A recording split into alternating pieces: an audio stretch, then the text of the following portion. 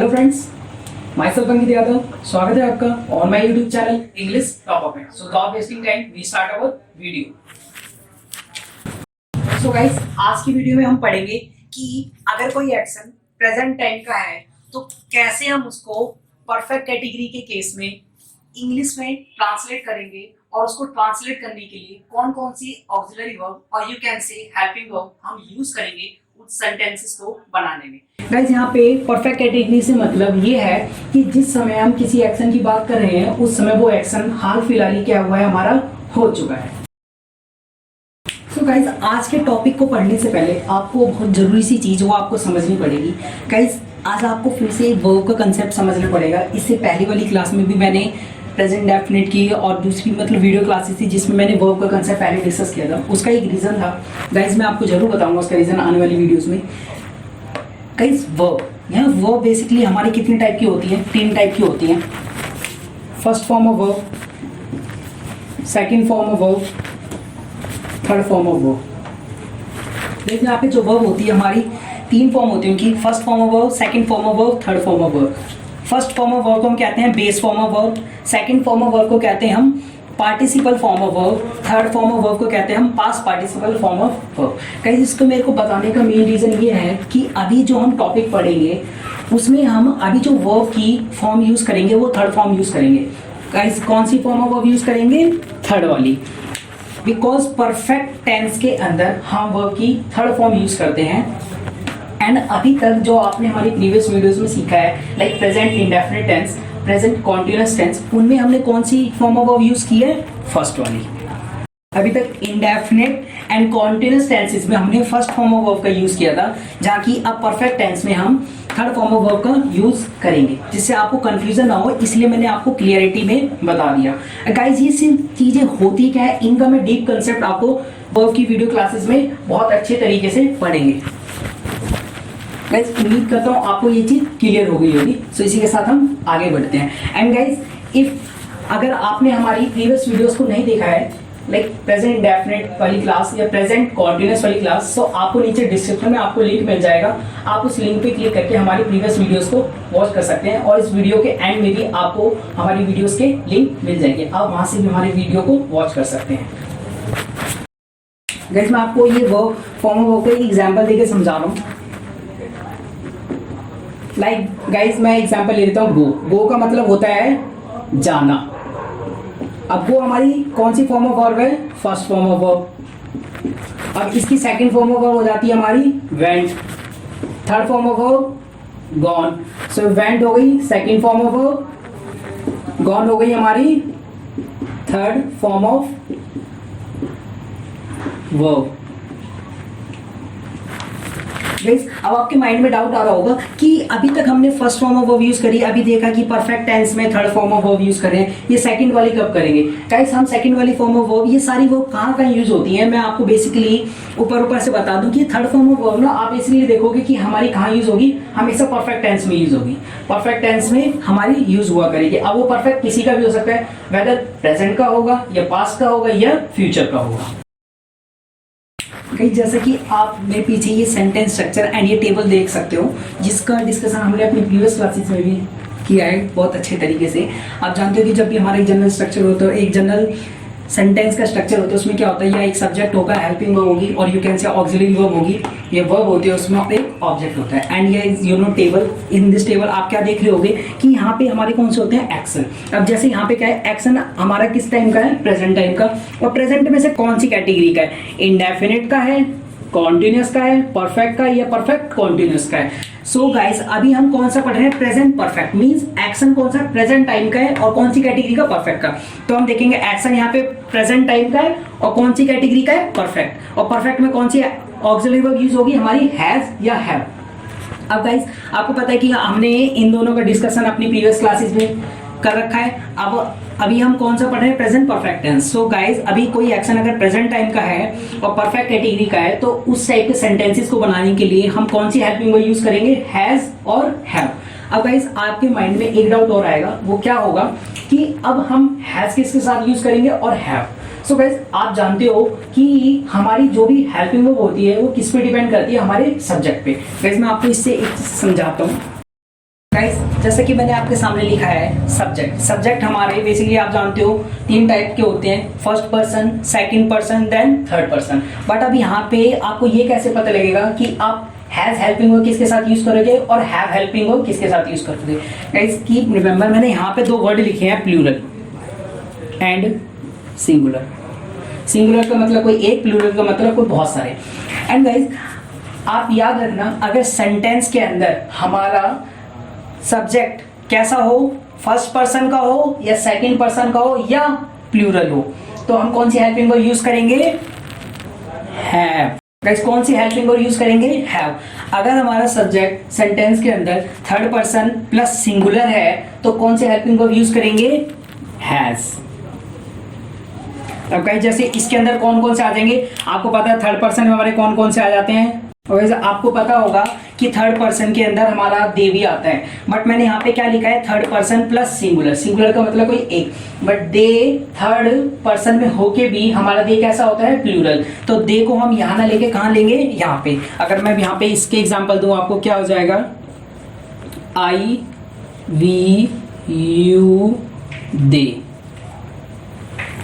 तो गाइस उम्मीद करता हूँ आपको ये चीज समझ आ गई होगी कि हैज हेल्पिंग वर्ब हम किसके साथ यूज करेंगे और हैव हेल्पिंग वर्ब हम किसके साथ यूज करेंगे। सो गाइस आप इसका स्क्रीनशॉट ले सकते हो। सो गाइस इसी के साथ अब हम आगे बढ़ते हैं। सो गाइस सबसे पहले हम स्टार्ट करेंगे अपने प्रेजेंट टाइम के एक्शन को, वो भी परफेक्ट कैटेगरी में। किस टाइप के सेंटेंसेस? सिंपल सेंटेंसेस को। बट इसको पढ़ने से पहले आप एक बार जरा सेंटेंस सेक्शन पे नजर मारो, तो आपको पता है कोई भी हमारा जनरल सेंटेंस सेक्शन होता है उसमें क्या होता है? हमारा एक सब्जेक्ट होता है यहाँ पे सब्जेक्ट, हेल्पिंग वर्ब होगी, अब होगी वर्ब। गाइस जैसे कि मैंने आपको बताया, अभी तक हमने अपनी प्रेजेंट कॉन्टिन्यूस वाली, प्रेजेंट डेफिनेट वाली क्लासेस में कौन सी फॉर्म ऑफ वर्ब को पढ़ा है? फर्स्ट फॉर्म ऑफ वर्ब को। और जब भी हम परफेक्ट टेंस को पढ़ते हैं, वो परफेक्ट वेदर किसी का भी हो, प्रेजेंट, पास्ट, फ्यूचर, इन तीनों में से किसी का भी हो, हमेशा हम कौन सी फॉर्म ऑफ वर्ब यूज करेंगे? Third form of verb. तो यहाँ पे कौन सी फॉर्म ऑफ वर्ब लगेगी हमारी? Third form. देन क्या आएगा हमारा? ऑब्जेक्ट। अब गाइस मैं आपको एग्जांपल देता हूँ। गाइस मैंने आपके सामने सेंटेंस बनाया है, मैं पढ़ चुका हूँ। तो सबसे पहले आप क्या दिमाग में देखोगे कि हाँ काम क्या हो रहा है? काम क्या हो रहा है? पढ़ने का। और उस काम को करने वाला भी कोई होगा। करने वाला कौन है? मैं को इंग्लिश में क्या कहते हैं? आई। आई क्या है हमारा? सब्जेक्ट। अब सेंटेंस स्ट्रक्चर देखो, सबसे पहले हमारा क्या आता है? सब्जेक्ट। यहाँ सब्जेक्ट क्या है? आई। तो यहाँ पे क्या लिखेंगे हम? आई। सबसे पहले सब्जेक्ट। उसके बाद देखो ऑक्सिलरी वर्ब या हेल्पिंग वर्ब हमारी लगेगी? हाँ लगेगी। हमें इससे कोई मतलब नहीं है कि सेंटेंस हमारा नेगेटिव हो या सिंपल हो, हम हमेशा हेल्पिंग वर्ब परफेक्ट टेंस में यूज करेंगे करते हैं। जब हमारा सेंटेंस हमारा क्या हो? नेगेटिव हो, जब भी हम हेल्पिंग वर्ब यूज करेंगे। ये हमेशा किस केस में होता है? ये हमेशा इंडेफिनिट वाली कैटेगरी में होता है। गाइस ये याद रखना, हमेशा इंडेफिनिट वाली कैटेगरी में। तो गाइस अब देखो यहाँ पे हमारी हेल्पिंग वर्ब कौन सी लगेगी? आपको पता है 2 हेल्पिंग वर्ब है, हैज या हैव। अभी मैंने आपको बताया था ये चीज किस पे डिपेंड करती है? सब्जेक्ट पे। सब्जेक्ट कैसा है हमारा? आई। यहाँ आई हमारा कैसा है? First person. और आपको पता है अभी मैंने बताया था फर्स्ट पर्सन के साथ कौन सी हेल्पिंग वर्ब यूज करेंगे हम? हैव। सो यहाँ पे यूज हो जाएगी हैव। अब गाइस यहाँ पे ये देखो काम क्या हो रहा है? काम क्या हो रहा है? पढ़ने का। पढ़ने को इंग्लिश में क्या कहते हैं? स्टडी। और स्टडी आपको पता है ये फर्स्ट फॉर्म ऑफ वर्ब है। हम कौन सी फॉर्म ऑफ वर्ब यूज करेंगे? थर्ड वाली। तो स्टडी की थर्ड फॉर्म ऑफ वर्ब क्या होती है? स्टडीड। सो स्टडीड। और गाइस अभी यहाँ पे कोई ऑब्जेक्ट है नहीं, तो इसलिए ऑब्जेक्ट नहीं लगेगा। सिंपल सा हमारा सेंटेंस बन गया, I have studied. So guys आपने देखा होगा कितना आसान है, कितनी आसानी से आपने एक सेंटेंस को बना लिया। सो गाइस मैं आपको एक और एग्जांपल दे देता हूँ। हिमांशी जा चुकी है। सो गाइस सबसे पहले यहाँ काम क्या हो रहा है? जाने का। कौन कर रहा है? हिमांशी। तो हिमांशी हमारा क्या हो गई? सब्जेक्ट। सो सबसे पहले क्या आएगी? हिमांशी। अब गाइस आपके माइंड में डाउट आएगा, अब आपको हेल्पिंग वर्ब तो लगेगी, कौन सी लगेगी? हैज या हैव। सबसे पहले हमारा सब्जेक्ट देखो, सब्जेक्ट कौन सा है? थर्ड पर्सन में, वो भी कौन सा वाला? सिंगुलर। आपको पता है थर्ड पर्सन और वो भी सिंगुलर, तो उसके साथ हम कौन सी हेल्पिंग वर्ब यूज करते हैं? हैज। सो ये हो गया हमारी helping verbs. Has helping verb use होगी। उसके बाद हमारी क्या आएगी? Third form of verb. तो यहाँ जाना, जाने की अभी फर्स्ट फॉर्म ऑफ वर्ब क्या होता है? जाना, गो। और गो की थर्ड फॉर्म क्या होती है? अभी मैंने आपको एग्जांपल में बताया था, गॉन। सो ये हो जाएगा गॉन। तो गाइस देखो आप कितनी आसानी से आपने सेंटेंसेस बना लिए और जिससे आपको पूरी कंसेप्ट क्लियरिटी भी हो गई। बस आपको क्या चीज़ याद रखनी है, कौन सी हेल्पिंग वर्ब हम किसके साथ यूज करते हैं, वो मैंने आपको बता दिया। सो गाइस उम्मीद करता हूँ आपको ये चीज़ समझ आ गई होगी। इसी के साथ हम आगे बढ़ते हैं। गाइस हम पढ़ेंगे अपने नेगेटिव सेंटेंसेस। अभी हमने सिंपल वाले पढ़े और नेगेटिव सेंटेंसेस को। अगर नेगेटिव आपको सिंपल से पता है ऑक्सिलरी वर्ब के साथ हमेशा क्या जाता है, नॉट, बस, और बाकी सब सेम रहता है। तो यहाँ पे हमारा सेंटेंस स्ट्रक्चर क्या बन जाएगा, वैसे बन जाएगा हमारा सेंटेंस स्ट्रक्चर। कब, नेगेटिव सेंटेंस के केस में, वो भी कब, जब सेंटेंस और एक्शन हमारे किस टाइम का है, प्रेजेंट टाइम का, और कौन सी कैटेगरी का, परफेक्ट कैटेगरी का। सो गाइस मैं आपको इसका एग्जांपल देके समझाता हूँ। गाइस मैंने आपको एग्जांपल दिया है, हम आज नहीं खेले हैं। सो गाइस यहाँ पे काम क्या हो रहा है, खेलना। कौन कर रहा है, हम क्या होता है हमारा सब्जेक्ट, वी। इंग्लिश में हम क्या कहते हैं, हमको वी। तो सबसे पहले हमारा क्या आएगा, सब्जेक्ट, सो वी। अब गाइस अब आप देखो उसके बाद क्या आता है हमारी हेल्पिंग वर्ब। अब वी के साथ कौन सी हेल्पिंग वर्ब लगेगी, सबसे पहले ये देखो सब्जेक्ट कौन सा है हमारा, फर्स्ट पर्सन। सो आपको पता है फर्स्ट पर्सन के साथ कौन सी हेल्पिंग वर्ब लगती है, हैव। सो यहाँ क्या लगाओगे, हैव। एंड गाइस आपको पता है कि सेंटेंस हमारा कैसा है, नेगेटिव। तो नेगेटिव में क्या आता है, हमेशा ऑक्सिलरी वर्ब के बाद, ऑक्सिलरी वर्ब के साथ हमेशा नॉट आ जाता है। तो यहाँ क्या लग जाएगा, नॉट। अब उसके बाद देखो गाइस मेन वर्ब, वर्ब की थर्ड फॉर्म। सबसे पहले यहाँ देखो वर्ब क्या होता है, काम क्या हो रहा है यहाँ पे, खेलना। खेलने को इंग्लिश में क्या कहते हैं, प्ले। और प्ले की कौन सी फॉर्म लगेगी, थर्ड, क्योंकि प्ले तो फर्स्ट फॉर्म में वर्ब है। प्ले की थर्ड फॉर्म क्या होती है, प्लेड। तो ये हो जाएगा प्लेड।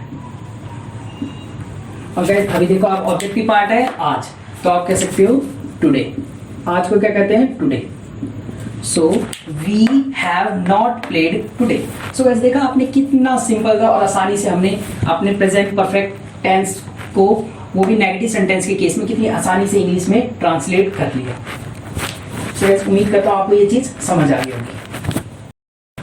अब गाइस हम पढ़ने जा रहे हैं इंटरोगेटिव सेंटेंस और you can say yes no type sentence. ये कौन से सेंटेंसेस होते हैं जिसमें हमारे क्या है, क्वेश्चन पूछे जाते हैं। और इनको यस नो टाइप सेंटेंस क्यों कहा जाता है, बिकॉज गाइस इसका रीजन है कि आप इन क्वेश्चंस का आंसर हाँ या ना में दे सकते हैं। सो इसलिए इनको क्या है, यस नो टाइप सेंटेंसेस भी कहा जाता है। तो गाइस मैं आपको इसको एग्जाम्पल के जरिए बताता हूँ, बट इसको बताने से पहले आपको एक चीज़ पता है कि हमारा जो सेंटेंस स्ट्रक्चर है यहाँ पे थोड़ा सा चेंज आएगा। वो चेंज क्या आएगा गाइस, यहाँ पे जो हमारी ये हेल्पिंग वर्ब होती है, यहाँ जो हमारी हेल्पिंग वर्ब होती है वो क्या होती है, पहले आ जाती है, और सब्जेक्ट हमारा बाद में आ जाता है। तो गाइस इतना सा चेंज होता है। एंड लास्ट में क्या आता है हमारा, क्वेश्चन मार्क। भले आप स्पीकिंग टाइम में ही क्वेश्चन मार्क नहीं बोलते, बट राइटिंग टाइम पे आप क्वेश्चन मार्क जरूर लगाएंगे। गाइस अब मैं आपको सेंटेंस, अब यहाँ पे नॉट का मे भी, अगर नॉट अगर है हमारे सब्जेक्ट में, अगर सेंटेंस हमारा नेगेटिव है तो आप नॉट लगा दो, अदरवाइज मत लगाना। मैं आपको एग्जाम्पल के जरिए क्लियर करता हूँ। भाई सेंटेंस मैंने बनाया, क्या सोनम आ चुकी है। सो गाइस ये क्या है, क्वेश्चन है, और आप खुद ही बताओ क्या सोनम आ चुकी है। तो इसका आंसर आप हाँ या ना में दे सकते हो ना, या तो उसका आंसर हाँ होगा या ना होगा। सो आप इसे समझ गए होगे। अब इसे मैं यस नो टाइप सेंटेंस क्यों कहा जाता है। सो गाइस अगर आप इसको इंग्लिश में ट्रांसलेट करोगे तो आपको पता है अभी हमारा कैसा इंटरोगेटिव सेंटेंस, इंटरोगेटिव सेंटेंस हमारा सेंटेंस स्ट्रक्चर क्या होता है, ये सबसे पहले इसमें क्या आएगी, हेल्पिंग वर्ब। और हेल्पिंग वर्ब हमारी किस पे डिपेंड करती है, सब्जेक्ट पे। सब्जेक्ट क्या है यहाँ पे, सोनम। सोनम क्या है, एक नेम, और नेम किसके अंदर आता है हमारा, थर्ड पर्सन के अंदर।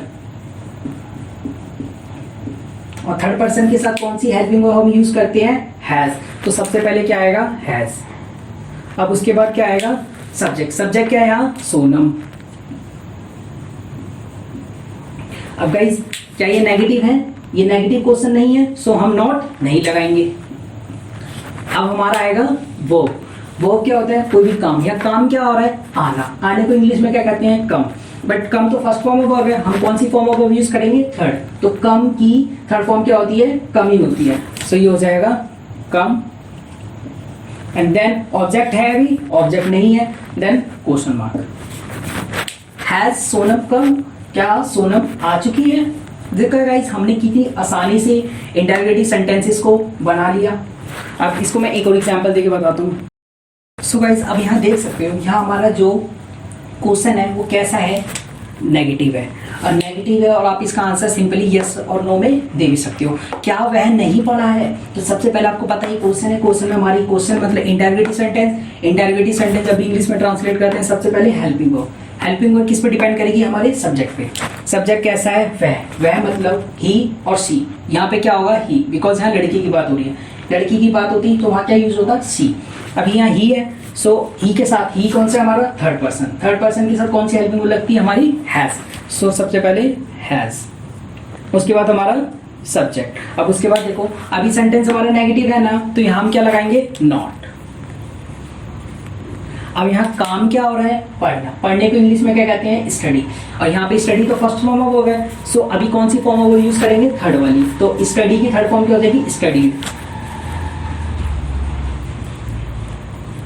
अब यहाँ ऑब्जेक्टिव पार्ट नहीं है, सो हम सिंपल क्या लगाएंगे, क्वेश्चन मार्क। सो गाइज हमारा सेंटेंस बन जाएगा has he not studied. So guys आपने देखा कितनी आसानी से हमने इंटरोगेटिव सेंटेंस को बना लिया। सो उम्मीद करता हूँ गाइज आपको ये चीज़ क्लियर होगी। इसी के साथ हम क्या करते हैं, आगे बढ़ते हैं। सो गाइज अब हम बात करेंगे WH फैमिली वाले सेंटेंसेस की। इसमें क्या होता है, इसमें क्वेश्चन भी पूछा जाता है, साथ साथ दूसरी चीज़ भी जानने की कोशिश की जाती है। वो दूसरी चीज़ कुछ भी हो सकती है, वेदर या रीज़न हो सकता है, टाइम हो सकता है, किसी पर्सन को जानना हो सकता है, या किसी जगह को जानना हो सकता है, कोई तरीका जानना हो सकता है। गाइस बहुत सारी चीज़ें हो सकती हैं। मैं आपको इसको एक एग्जांपल्स के जरिए क्लियर करता हूँ। बट गाइस उससे पहले अब आपको पता है हमारा जो सेंटेंस स्ट्रक्चर है उसमें भी थोड़ा चेंज आएगा। वो क्या चेंज आएगा, सिर्फ हमारा यहाँ पे WH फैमिली क्या होगी, पहले आ जाएगी। WH फैमिली वाले कौन कौन से वर्ड होते हैं, ये मैंने अपनी प्रीवियस वीडियो क्लासेस में डिस्कस कर रखा है। आप वहाँ उन वीडियो को वॉच करके वहाँ से आप देख सकते हैं। एग्जाम्पल, अब एग्जाम्पल में देखता हूँ। तो गाइस अगर आप यहाँ देखो तो इसमें क्या है, वह कहाँ सोया है।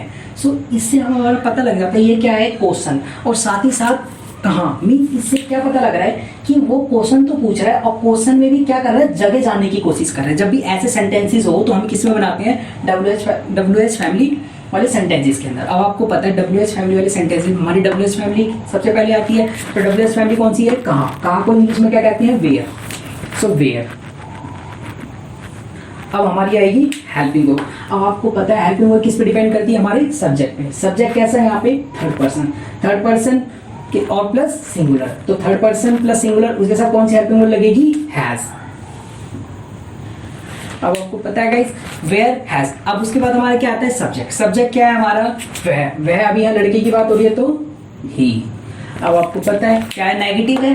क्या नेगेटिव क्वेश्चन है, नहीं, तो यहाँ नॉट नहीं लगेगा। अब यहाँ काम क्या हो रहा है, सोना। सोने को इंग्लिश में क्या कहते हैं, स्लीप। और आपको गाइस पता है स्लीप अभी फर्स्ट फॉर्म ऑफ वर्ब है, बट हम कौन सी फॉर्म ऑफ वर्ब यूज करेंगे, थर्ड वाली। तो स्लीप की थर्ड फॉर्म क्या होती है, slept. Then question mark, because यहाँ पे अभी ऑब्जेक्ट है नहीं तो ऑब्जेक्ट हमने नहीं लगाया। सो हमारा क्वेश्चन बन जाएगा वेयर हैज ही स्लेप्ट, वह कहाँ सोया है। सो गाइस आपने देखा कितनी आसानी से हमने WH फैमिली वाले सेंटेंसेस को बना लिया। उम्मीद करता हूँ गाइस आपको ये चीज़ क्लियर हो गई होगी। सो इसी के साथ गाइस हम आगे बढ़ते हैं। गाइस अब हम प्रेजेंट परफेक्ट टेंस के कुछ एडिशनल कंसेप्ट्स को पढ़ेंगे। गाइस ये बहुत ज़रूरी चीज़ है जो आपको ज़रूर पता होनी चाहिए। वो क्या है कि मैं आपको एक एग्जांपल देता हूँ, उसके जरिए फिर समझाता हूँ। गाइस अगर आप ये सेंटेंस पढ़ोगे, आपको इस सेंटेंस को पढ़ने से क्या फीलिंग आएगी कि ये कैसा सेंटेंस है, प्रेजेंट इंडेफिनिट वाला। कैसा सेंटेंस है, प्रेजेंट इंडेफिनिट वाला। बट गाइस यहाँ पे बहुत ज़रूरी चीज़ ध्यान रखने वाली ये है, आपको ये याद रखनी है कि जब भी हमारा कोई सेंटेंस प्रेजेंट इंडेफिनिट वाले टेंस का होता है, उसमें अगर हमारा टाइम एक्सप्रेशन जुड़ जाता है, टाइम एक्सप्रेशन गाइस मैं आपको जब हम कॉन्टिन्यूअस टेंस पढ़ेंगे तो वहाँ पे आपको बिल्कुल डिटेल में डिस्कस करूंगा कि टाइम एक्सप्रेशन क्या होता है। अभी यहाँ सिंपल सा आप समझ सकते हो कि टाइम एक्सप्रेशन का मतलब टाइम। अगर हमारे प्रेजेंट इंडेफिनिट के साथ कोई भी किसी भी प्रकार का टाइम आता है, जैसे यहाँ पे टाइम आ रहा है 2 साल। सो इस एग्जाम्पल के अंदर हमारा टाइम एक्सप्रेशन क्या हो गया, 2 साल। जब भी किसी प्रेजेंट इंडेफिनिट टेंस में हमारा टाइम एक्सप्रेशन जुड़ जाता है तो वो कौन सा टेंस बन जाता है, प्रेजेंट परफेक्ट। ये आपको बहुत ज़रूरी है याद रखना, जब भी हमारा कोई प्रेजेंट डेफिनेट का टेंस होगा, अगर उसमें टाइम एक्सप्रेशन हमारा जुड़ जाता है वो प्रेजेंट परफेक्ट बन जाता है। तो उसको हम प्रेजेंट इंडेफिनिट में ना बना के किस में बनाएंगे, प्रेजेंट परफेक्ट टेंस के अंदर। सो गाइस अब हम इसको इंग्लिश में ट्रांसलेट करेंगे तो क्या बनेगा, सबसे पहले हमारा आएगा सब्जेक्ट। सब्जेक्ट क्या हो गया, ही। और ही के साथ कौन सी हेल्पिंग वर्ब यूज करेगी, हैज। अब आपको पता है गाइस यहाँ काम क्या हो रहा है, जानना है। जानने को इंग्लिश में क्या कहते हैं, नो। नो कौन सी फॉर्म ऑफ वर्ब है, फर्स्ट फॉर्म ऑफ वर्ब। सो इसकी थर्ड फॉर्म ऑफ वर्ब क्या होती है, known. So known, he has known. अब गाइस वह जानता है किसे, मुझे। मुझे क्या हो गया यहाँ पे, ऑब्जेक्ट। So object. अब आपको पता है यहाँ टाइम एक्सप्रेशन जुड़ा तो टाइम एक्सप्रेशन तो दिखाना पड़ेगा ना। सो यहाँ क्या हो जाएगा, is known me since 2 years। So guys आपने देखा हमारा सेंटेंस क्या था, तो प्रेजेंट इंडेफिनिट का, बट बना किसमें ये, वैसे बना किसमें हमारा प्रेजेंट परफेक्ट में। सो आपने देखा कि कुछ ऐसे कुछ ऐसे यूजेस होते हैं जो हमें पता होने चाहिए, अगर वो हमें नहीं पता होता तो उसके कारण हमारी काफ़ी चीज़ें गलत हो सकती हैं। कह दिया आपको, अगर आप किसी कॉम्पिटिशन एग्जाम की तैयारी करोगे सो वहाँ पे लाइक जैसे आपका बैंक पीओ हो गया, क्लर्क हो गया, एसएससी एमटीएस हो गया, फिर और भी मैंने एग्जाम्स होते हैं कॉम्पिटिशन एग्जाम जहाँ पे ये चीज़ें आ जाती है और हम क्या होते हैं कि गलत कर लेते हैं। सो गाइस उम्मीद करता हूँ आपने इस चीज़ को अच्छी तरीके से समझ लिया होगा। सो गाइस उम्मीद करता हूँ आज की क्लास में आपको जो मैंने पढ़ाया वो आपको अच्छे से समझ आया होगा, अच्छा सा आपने सीखा। So please do like and hit the subscribe button, and if you have any doubt so do comment in our comment section and press the notification bell, so that आपको क्या होगा कि हमारी सभी आने वाली वीडियोस की अपडेट आपको टाइम टू टाइम मिलती रहे। So keep learning with English topper.